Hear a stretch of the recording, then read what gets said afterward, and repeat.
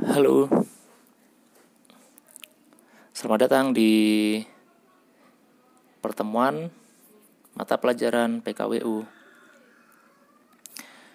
Kali ini bersama dengan saya, Pak Ari. Pada kesempatan ini, saya akan menyampaikan materi untuk kelas 10 di awal semester 1. Nah, untuk awal semester 1 ini, pada pelajaran prakarya dan kewirausahaan, kita akan membahas tentang wirausaha kerajinan dengan inspirasi budaya non-benda. Nah, di dalam materi ini, ya, itu ada beberapa submateri yang ada. Yuk kita lihat bareng ya. Oke, yang pertama ada submateri karakteristik kewirausahaan. Yang kedua, ada perencanaan usaha kerajinan dengan inspirasi budaya non-benda. Yang ketiga, ada perancangan dan produksi kerajinan dengan inspirasi budaya non-benda. Selanjutnya, ada penghitungan biaya produksi, ya tentu saja untuk kerajinan dan inspirasi budaya non-benda. Dan yang terakhir nanti saya gabungkan antara pemasaran dan evaluasi kegiatan usaha kerajinan dengan inspirasi budaya non-benda. Ya, jadi itu urutan submateri yang akan saya sampaikan di kelas 10 di mata pelajaran PKWU atau Prakarya dan Kewirausahaan. Ya, jadi dari awal kita akan mengenal dulu apa itu kewirausahaan, selanjutnya nanti akan masuk ke dalam perencanaan usaha kerajinan. Ya, setelahnya nanti akan dilanjutkan dengan perancangan dan tentu saja kalian nanti diharapkan untuk membuat sebuah produk kerajinan ya nanti di rumah masing-masing. Selanjutnya nanti juga kalian diminta untuk menghitung biaya produksinya. Dan yang terakhir nanti kita akan mencoba bersama-sama membahas tentang metode atau strategi pemasaran dan evaluasi kegiatan dalam kewirausahaan kerajinan. Nah, oke, kita langsung masuk ke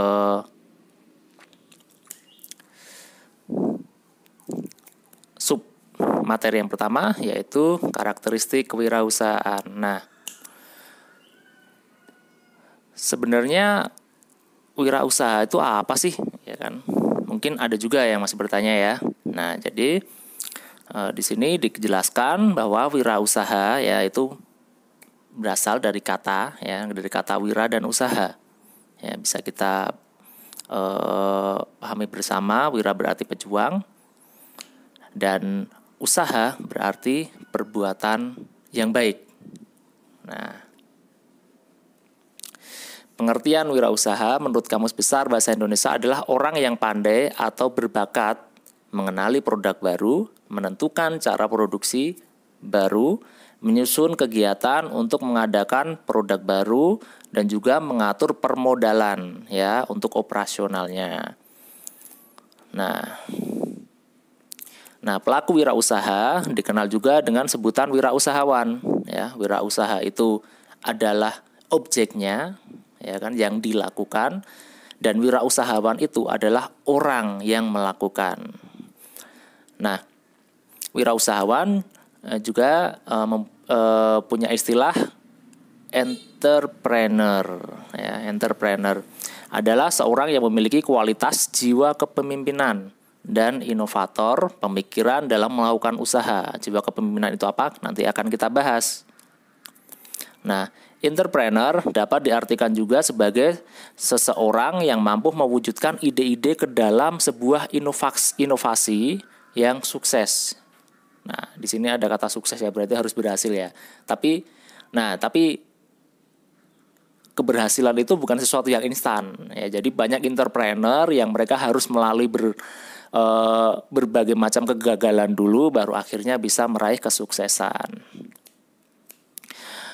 Nah, kewirausahaan ini dia yang tadi kewirausahaan atau entrepreneurship memiliki pengertian yang lebih luas. Kalau tadi kita bicara tentang wirausaha, terus kita bicara tentang wirausahawan, sekarang kita membahas tentang kewirausahaan. Nah, kewirausahaan atau entrepreneurship memiliki pengertian yang lebih luas.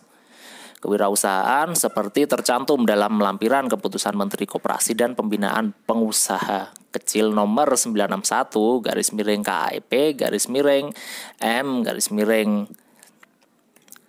19 garis miring 1995 adalah semangat, sikap, perilaku, dan kemampuan seseorang dalam menangani usaha atau kegiatan yang mengarah pada upaya mencari, menciptakan, serta menerapkan cara kerja, teknologi, dan produk baru dengan meningkatkan efisiensi dalam rangka memberikan pelayanan yang lebih baik dan atau memperoleh keuntungan yang lebih besar ya.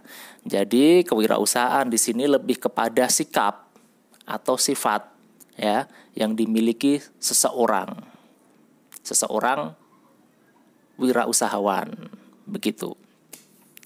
Nah, entrepreneurship atau kewirausahaan adalah sikap dan perilaku yang melibatkan keberanian ya dalam mengambil resiko, kemampuan berpikir kreatif dan inovatif ya. Kok mengambil resiko? Apa maksudnya ya kok mengambil resiko? Nah, resiko di sini bukan resiko yang kita harus selalu nekat itu enggak, tapi mengambil resiko di sini adalah keberanian ya untuk gagal ataupun berhasil, tapi juga terukur dan terarah. Jadi enggak yang asal ya. Itu bedanya nekat sama berani. Nah, sifat-sifat seorang wirausahawan ya.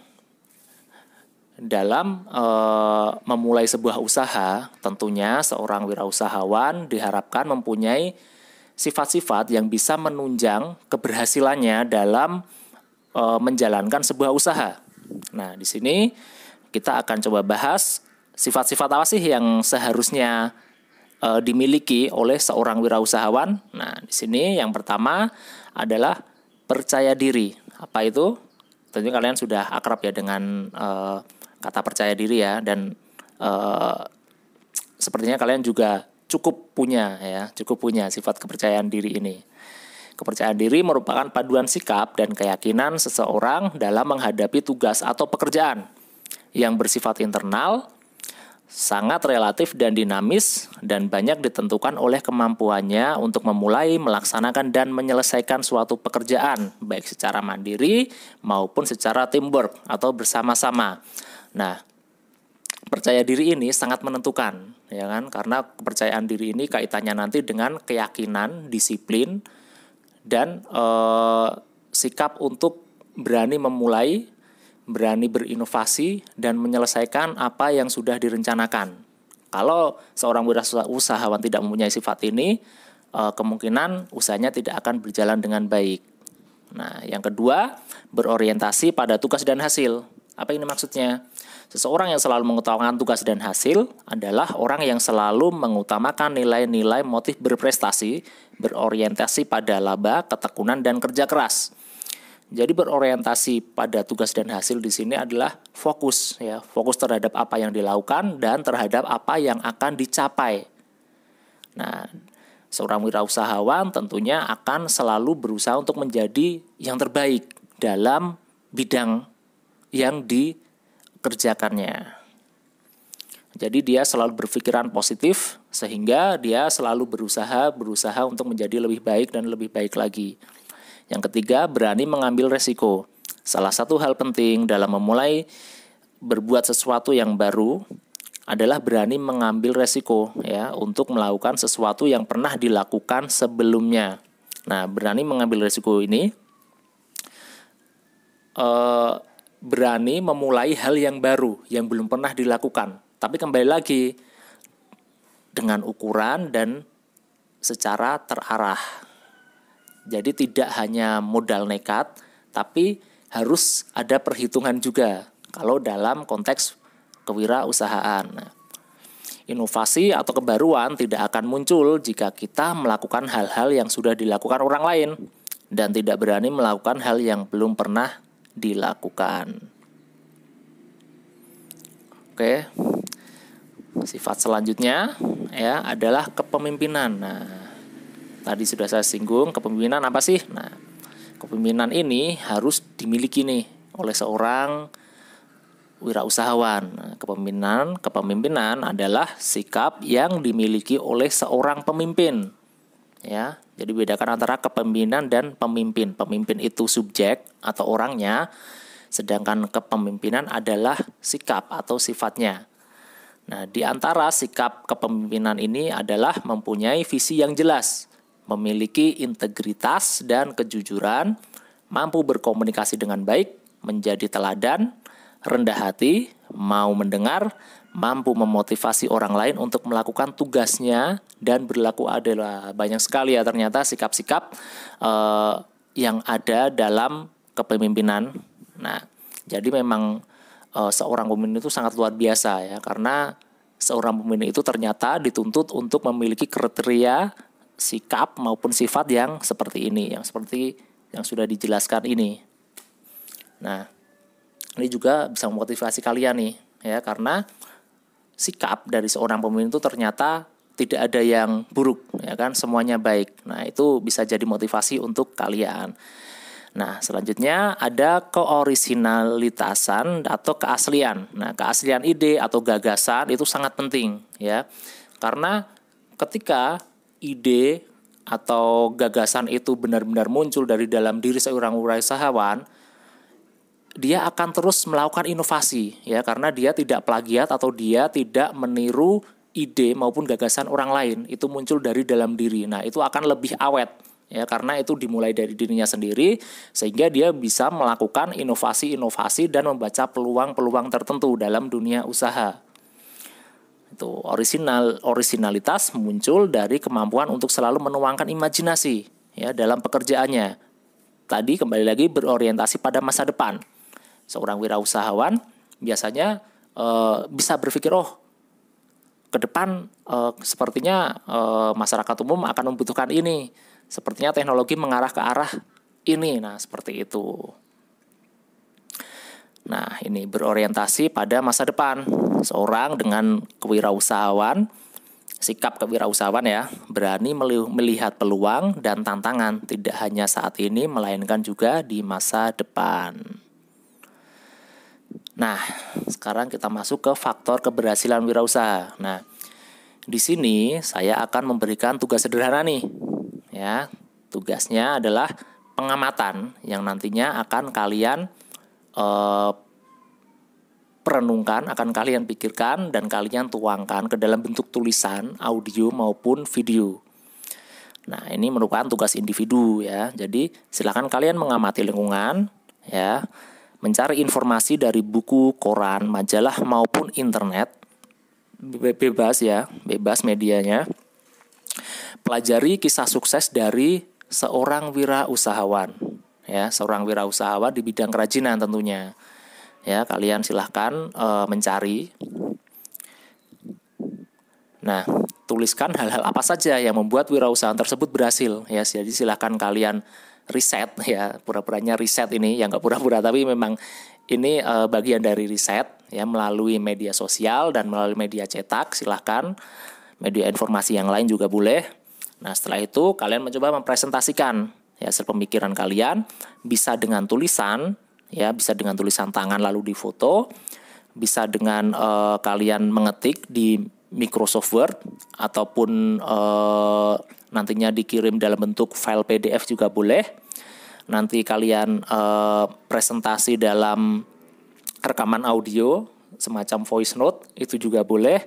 Ataupun dengan rekaman video, kalian memvideo diri sendiri dan kalian mempresentasikan secara langsung dan dikirim nantinya, itu juga sangat boleh. Nah, kalian bisa memilih salah satu format dalam pengerjaan tugas ini sesuai dengan yang kalian minati, yang kalian suka ya. Kalian nyamannya dengan tulisan, audio ataupun video.